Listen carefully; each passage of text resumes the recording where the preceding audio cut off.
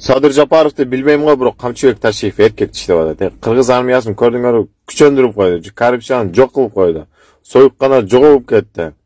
Мыйзамсыз курулган объектилерди бузуп атат. Буга чейинки битта президент бузганбы, сен мыйзамсыз салгансың, мону бузуш керек деп бузганбы? Бузган эмес да, конечно. Монабы базаларды менчиктеп алгандарды бүт өз мамлекетке кайтарып атат. Бул кылыш үчүн дух керек да, просто дух керек.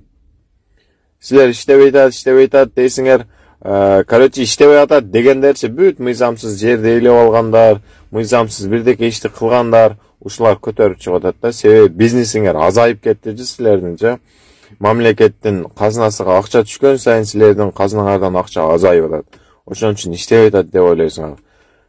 Менин оюмда Садыр Жапаровду эчтеке дей албайм, Камчыбек Ташиев патриот адам.